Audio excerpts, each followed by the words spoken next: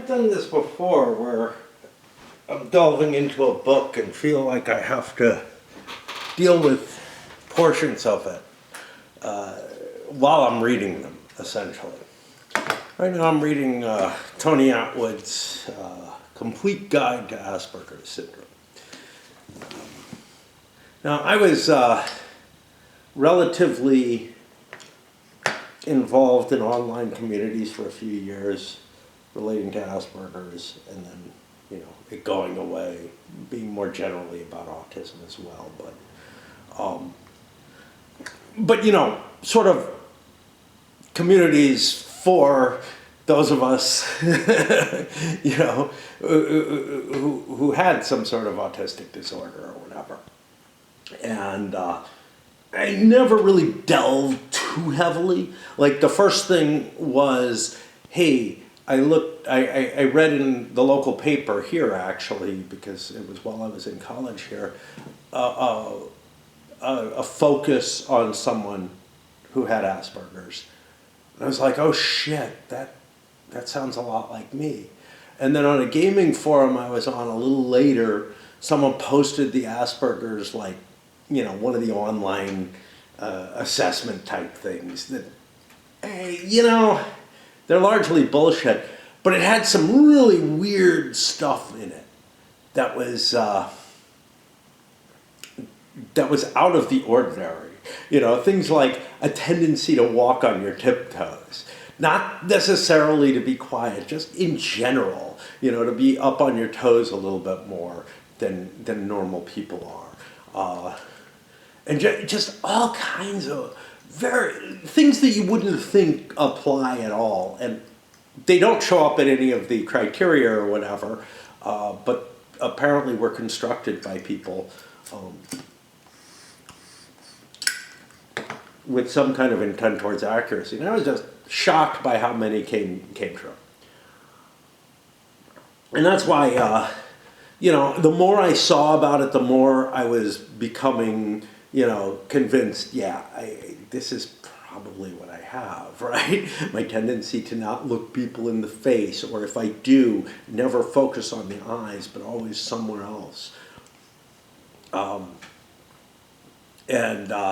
You know, some of it very common and whatever. And none of that really, you know, it felt like I found a home when I started dealing with other people with it. Not in the sense that, like, these are people who are like me. Very few of them were, right? You know, and it wasn't necessarily based on interests or whatever. But what I started to find as I thought back was, like, everybody I kind of am close to shows at least some traits, you know? And it's sort of a, yeah, never at the extreme levels, because those people are difficult for me to deal with, right? But I'm difficult for other people to deal with. And it's like, someone in about my range, at least in certain ways in terms of social interaction and whatnot, and not necessarily. Like, a couple of people that I felt very close to were very sociable or had no issues. In fact, a couple were hyper sociable, I would say. But anyway, at some point I'm going to get to, you know, discussing the book as a whole, but right now I'm looking at one thing in particular, which has to do with the emotions of people with Asperger's, and perhaps with autism more generally. But, you know, this was a focus in on when that was a real diagnosis, and that it was, you know, of a different quality. And one of the things was that a little earlier in the book, it was talking about how people with Asperger's, I'm going to call us Aspies from now on, have, assuming that I'd qualify, which, you know, again, the psychologist I saw wanted to diagnose me with OCD and nothing else. He was pretty convinced I didn't have Asperger's. But to me, that was a sign that he didn't know what he was talking about. you know, in the sense that, like, yeah, I mean, it's not his specialty. But on the other hand, you know, if I wanted to try to portray, I could have done more so or less so or whatever. Whatever masks and filters one puts on are by the circumstances, and I play certain games or put on a certain persona when I'm around a psychologist. It's just the nature of the thing, whatever that is. Anyway, where was I? Yeah. So, I mean, it's of question, but I definitely show tremendous amounts of traits of autism spectrum in general. And other things that are comorbidities. He might be right that I have OCD in some form or another.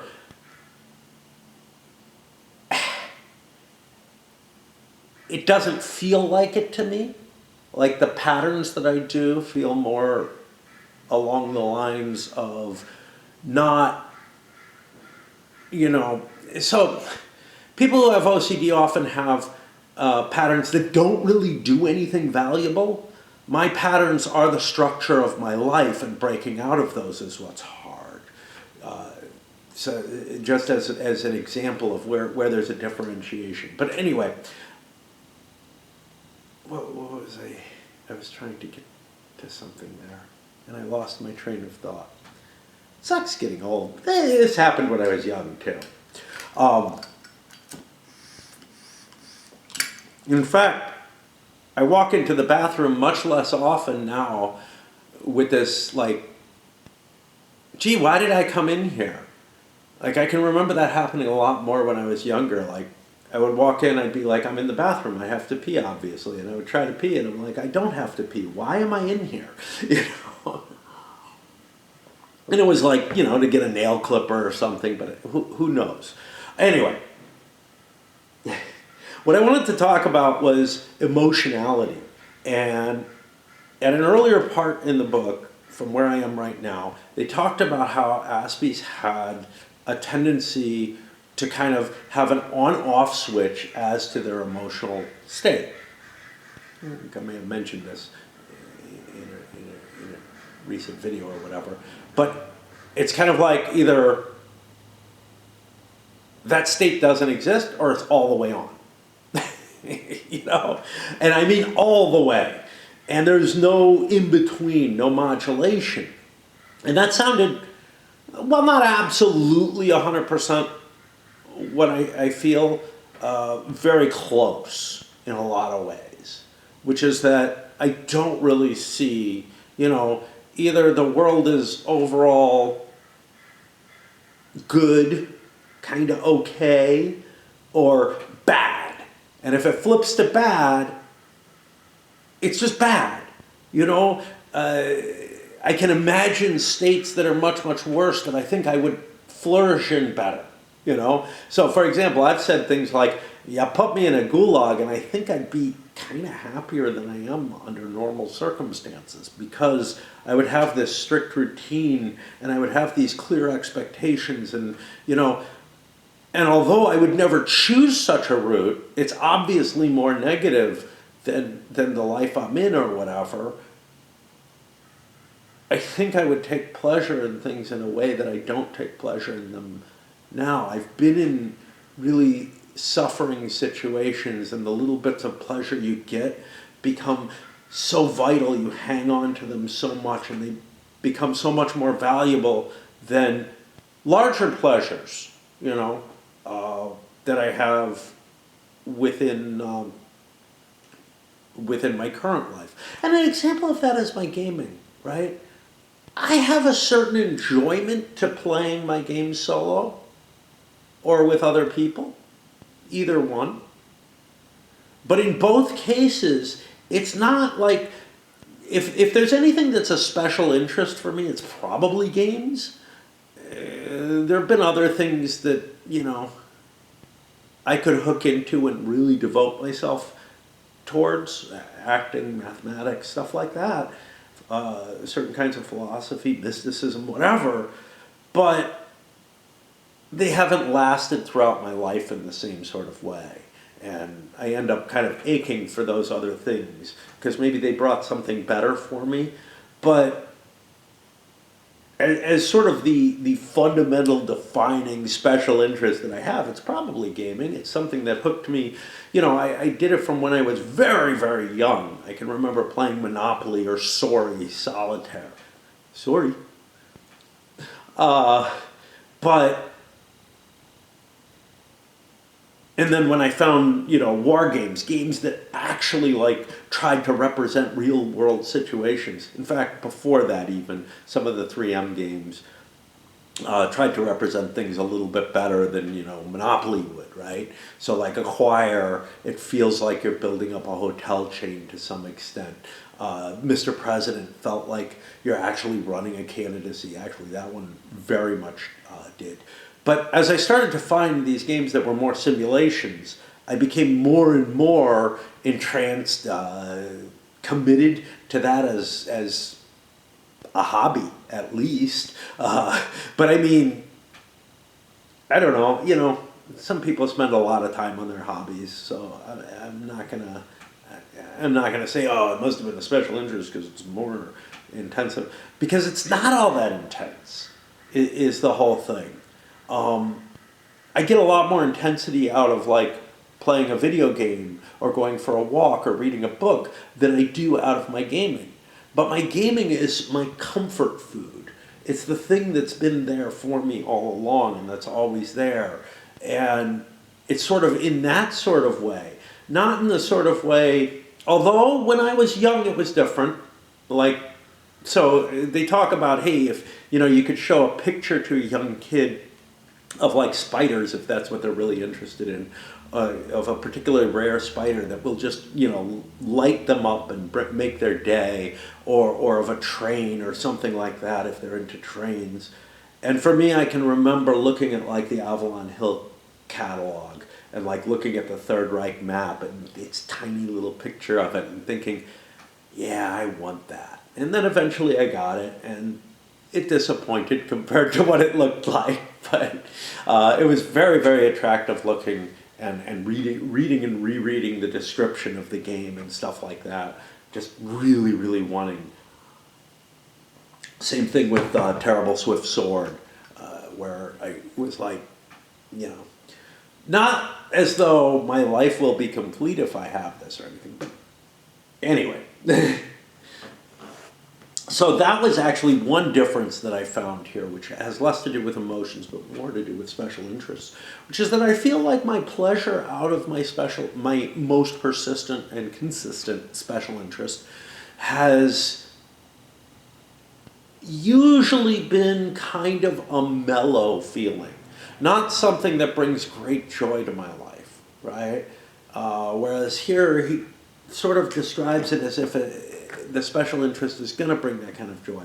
If it's going to flip that switch over from, you know, normal to extremely ecstatic, it's very unlikely for me to ever express extremely ecstatic at all. In fact, when I see people, you know, like my mom was this kind of person. If she got a strike in bowling, she would get so excited. If she saw, you know, a home run at the baseball game, she would get so excited and jump up and yell something or something.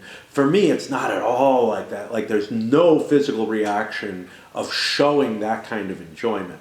The closest I come to that is, I guess, when something's just so fucking funny that you're like, you know, rolling on the floor with tears coming out. And it's sort of an uncontrollable type thing, and I feel like that was the case with her with that. There are some things that I found that funny, but I have to be involved in them. It wouldn't be like, you know, watching a movie or something where I find it that funny. I probably won't laugh during a movie, even if I find something humorous, or I might snicker a little bit. It has to be a series of back and forths that just, you know, and the other person probably has to initiate that higher level of amusement. So yeah, sort of on the joy side or whatever, it's really, really unlikely that I'm going to express that kind of excitement and pleasure. And in fact, they go into the hand flapping as one of the symbols of someone, showing a lot of excitement. And for me, the hand flapping was a mechanism to create something I enjoyed. And watch my wide drum video if you want to. But and unfortunately, I've lost a lot of that. I can still do it. I can still force it, but it's like it's not the addiction that it once was, and the thing that I always could almost always could rely on in my life. And that kind of went away as I became an adult, or mellowed out, and it's really dropped off to the point where now when I sit on the crapper, I don't drum, I read. And I realize I don't think I've drummed in years, months, I don't know. I don't really know. Really, really odd. Like, that's one of the things I've lost somehow. A thing that used to keep me going was these stories that I was creating while I was picturing that, or while I was conducting this mechanical action. And I think I could do it again, the same way that I felt like I was kind of forcing it before. I feel like I could. It's just not the norm anymore. It's not the pattern. Wow, I did not realize how much I've left that behind. I realized with like the mystical stuff, and the walks and things like that, but yeah, that's really weird. But anyway, I do feel that with the negative though, which is, I remembered back to when I was, in my early teens, which is where I think, I gotta swap batteries, but I think certain violent outbursts started showing up, and that's one of the facets here, which is something along the lines of, I was teased a lot or bullied or whatever when I was young. It's hard to, bullying I think applies, taking my stuff, throwing shit at me, trying to flush my head in the toilet, all kind of shit like that. But I can, there would be this sort of level of like,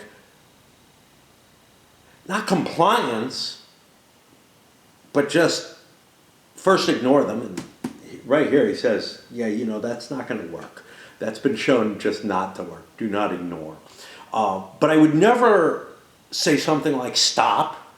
And I was well taught not to rat on anyone. So I would never tell on someone and be like, look, this guy is like throwing shit. Somebody back there is throwing shit at me or whatever. So what would happen for me is I would just take it, and I wouldn't be liking it. I would be feeling really awful about it. And I would feel things build, but I'd be kind of like, well, maybe they'll just stop. And then maybe they'll get bored of it, is basically the thing. And then it would just snap. I'd, unleash into almost a berserk rage. I can remember grabbing a teacher's desk and shoving someone against the wall, and I don't even think he did anything too bad. I think he was just laughing or something. I don't remember what the situation was, but it just like a switch flipped, and I went into this mode. There are other times when I felt more rational. I may or may not have been so, but where I got up on the bus, walked to the back of the bus where people had been throwing stuff at me and were laughing, looked for somebody who was laughing, who had like stood up or something, and I just kicked him in the nuts, turned around and walked back. I mean, it was just like, I feel like that was more controlled because it wasn't like just a physicality of just continuing the attack like the other case was.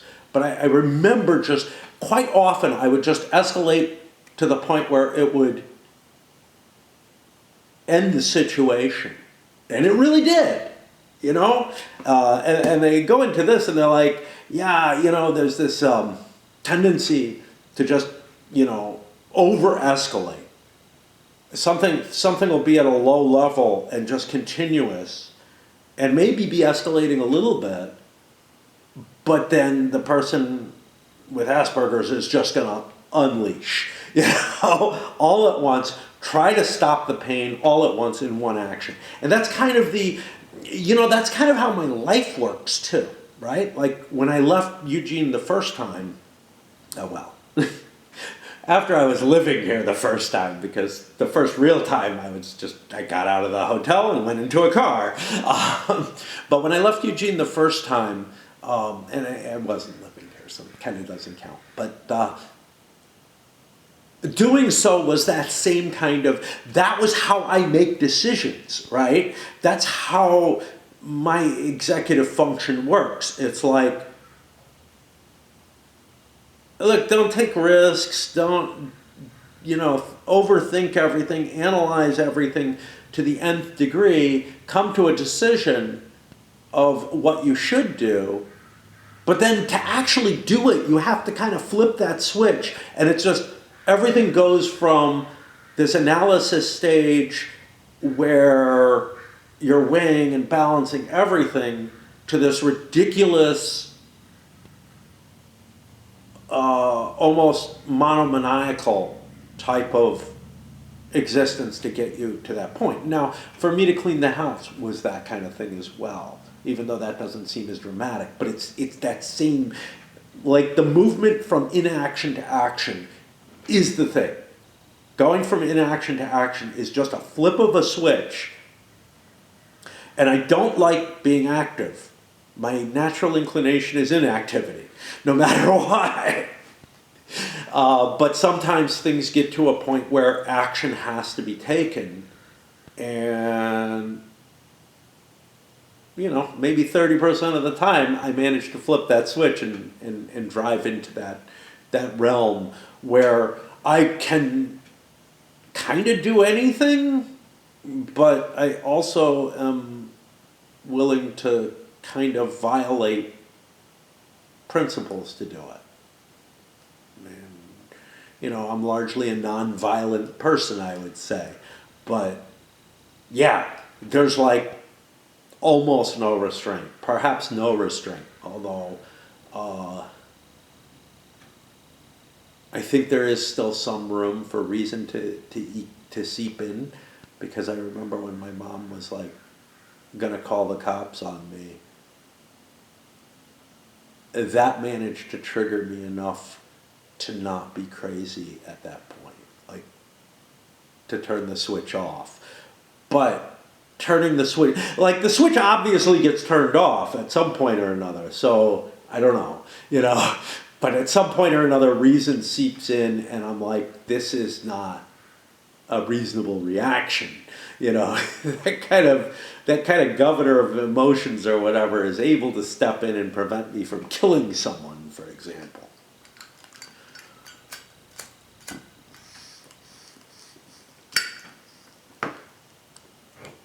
So that's what was kind of in the earlier part. I'm like, yeah, I really remember that. Like, I remember in my early teens, I can remember like fighting my parents, not letting them, you know, take me to my room or whatever, where I'm like, you know, holding on to a door frame and, you know, trying to be dragged off of it and stuff like that. You know, just really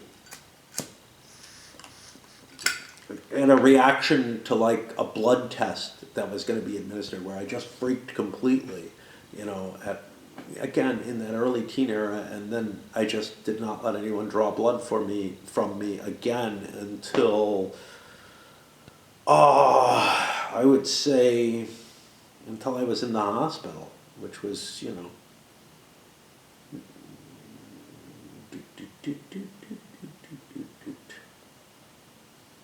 25, 30 years later, you know, and I haven't since then either, so. But then as I reached where I'm hitting, I'm seeing things that seem to try to indicate that it's got more to do with expression of the emotions. So I see something here. I saw a teenager with Asperger's syndrome whose mother was concerned that several times a week he would say he was going to kill himself. I immediately conducted an examination for clinical signs of depression. There were none. I then explained to him the concept of an emotional thermometer to measure the intensity of emotions and wrote on a small piece of paper the words he uses that had caused so much concern. I am going to kill myself. The thermometer had a scale from 0 to 10, and I asked him to place the quotation to that point in the thermometer where he would say those words. He placed it at level 2. We discovered that he had an extremely limited vocabulary to express feelings of disappointment and sadness. He had remembered the words from a film when the actor was suicidal with grief and assumed that was the only way of communicating all levels of sadness. That I don't feel. Like,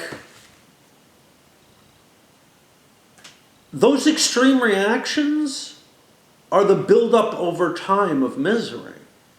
The fact that I stepped on, I say this in another video, I think one of the game videos, but yesterday I stepped on one of the planks on my stairs to my porch, and it cracked under my weight. It's apparently rotten. Yeah, I kind of knew it. My immediate reaction was, I hope I die before I have to deal with this. It was just a tiny little, another sliver of problem, but I don't want to add the additional problem of having to call somebody and get somebody to fix it. To put that, to replace that board, and maybe replace a bunch of boards or even rebuild my entire deck. I don't want to deal with that. I don't want to have to know about it. I don't want to find out that I'm going to have to do more. I don't want any of that to happen. All of that seems like a series of miseries that I don't want to face. And while I would say, look, me stepping on that thing and cracking it, this is the most minor thing, in terms of the feeling that I had immediately upon doing it, it was less than I would have if I dropped an egg on my floor, right? Because there's nothing I can do about it right away. If I drop an egg on the floor, I got to clean up the mess and shit like that. So in a lot of ways, it's like,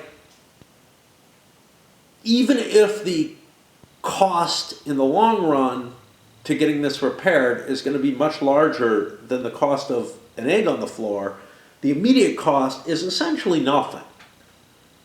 But it was just yeah, I really hope I'm dead before I decide to get around to this, right?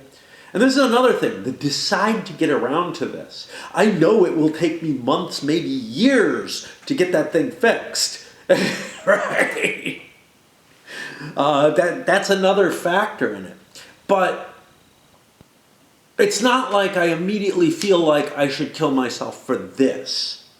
It's that this is yet another straw on an already broken camel. That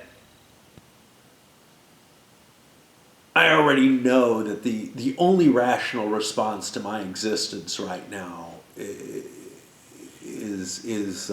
my one remaining human right, the only human right, yeah. So it feels very weird to be told I don't have, or to read that this is the idea here, is that someone has a limited vocabulary and that they could have an increased vocabulary of those emotions. It's not an expression of emotions in the sense of what I say, it also includes my actions. I don't have another solution, to tell you the truth. Like, the idea of calling someone and getting all that dealt with feels like an impossibility. It's not. I've done things like that. I know what to do and how to do it. It's more like the decision to actually make that, to flip that switch is just anathema at this point. And that I have much greater hope towards never having to deal with the problem. Now, when I feel sick, like if I have a cold, the misery of that cold is definitely enough that it's like, yeah, I wish I were dead. You know, that's kind of the thing. It's more, I wish I were dead than I'm going to kill myself, because I know I can't do that. That is, again, another switch that I'd have to flip, and a very, very stiff and heavy one that I've tested a couple of times, and it doesn't budge. You know,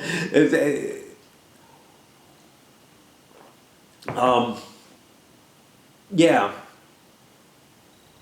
So it feels different from not being able to express. And of course, you know, you're talking about a child in this particular case versus someone who's had, you know, a full life of experience, etc., and has learned a lot of things in that time. So it does make sense that whatever vocabulary I have is greater. And I don't really remember. You know, if I try to project back, I feel like I have a continuous existence from about 9 or 10 years old. But if I go back to those early eras, I don't really remember who I was and how I was and all the things there, all the feelings there. I think that there are echoes and shadows of those still here, but that largely they're less intense. And in a lot of ways, you know, just like the gaming, I say, oh, you know, I was more excited. I could look at a picture of Third Reich and be like, oh, I want to play this. I want to see. I want to own this. I want this. I want this. You know, or a pretty girl. You know, or a lot of things where the desire was just there and the hope and whatever. And now it feels like experience has taught me that it is highly, highly unlikely that I will get that kind of pleasure or joy out of anything. And that's a significant difference, because, again, some of my mysticism was about transiting worlds. And it was that, yes, I'm in the wrong world. This world is not for me. But now I'm getting more to not, this is not my world, but there is no possible world for me. Which is very interesting. Like, I can imagine circumstances that would distract me. The Gulag would, but there are also good ones that would distract me from my misery. And maybe that's all I need. Maybe that's what other people have. They're able to be distracted from it more easily. Right now I don't feel depressive or anything. There are times when I do. I can tell I'm sleeping too much or not sleeping. Although usually sleeping too much for that side of it. But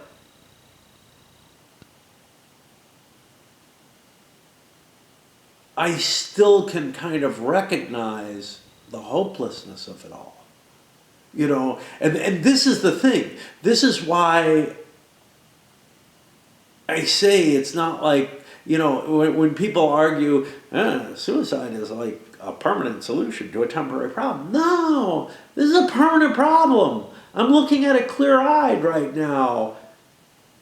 And it still seems the best answer it would be to die very shortly, to avoid the periods of misery, which are still deeper and more painful than any reflection of joy that they might have as a counterbalancing aspect.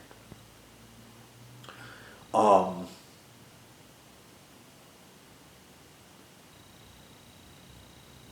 there have been points in my life where I feel like I was getting more pleasure than misery.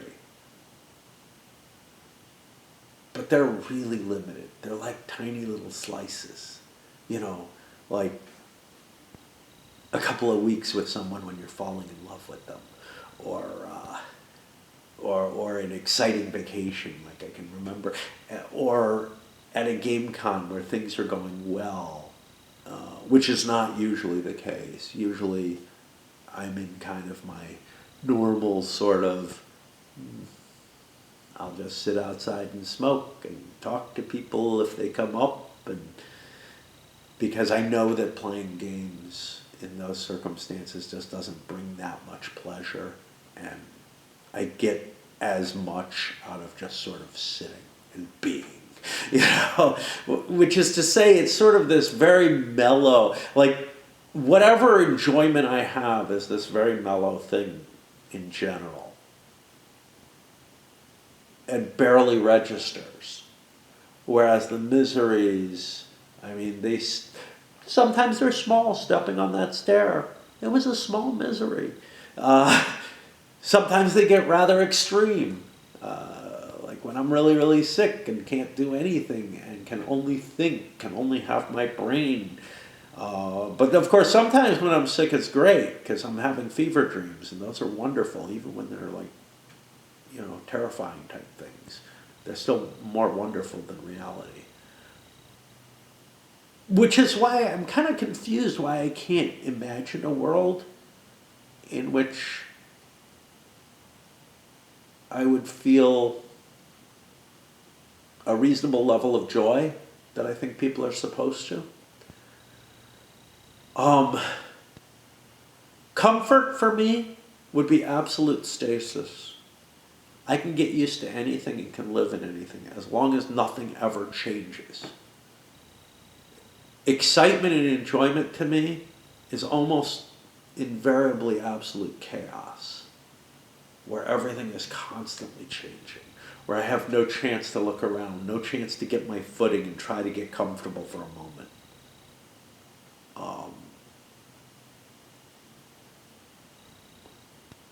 Everything in between feels sort of miserable. The balance is that sort of Aristotelian mean is like anathema to me, and that's what most of life is. And I feel like I would get used to chaos if chaos was absolute, and thus not have the joy in it. And comfort isn't enough. So stasis, a world of pure stasis, there would still be misery building up through it, even if nothing changed. But those are the two things that I actually can imagine that, or close enough to them, right? Close enough to them would be good enough. But the slow deterioration of aging and the slow deterioration of my stuff, my things, and my house, and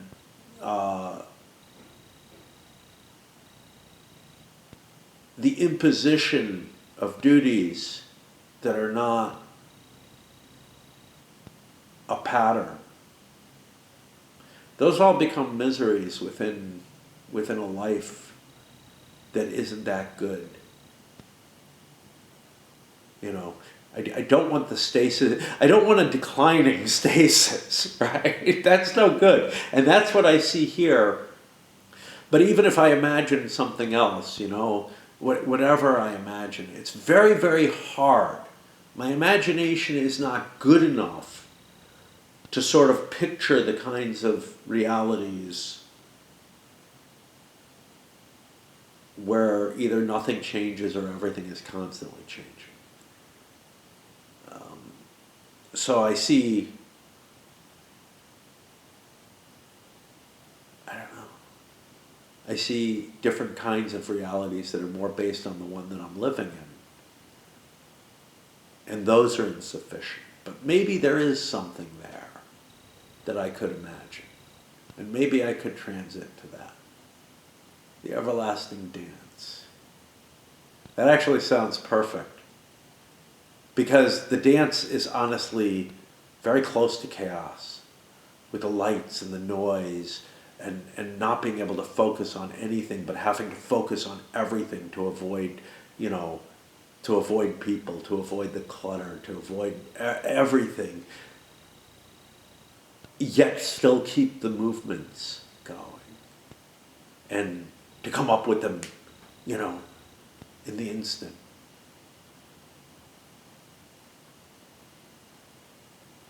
Of course, my body can't go on forever. As it is, I'm already pretty pooped by the time I get home. Yeah, well, that's the walk. I've certainly got more dance in me each night. Anyway, those are some words, some thoughts.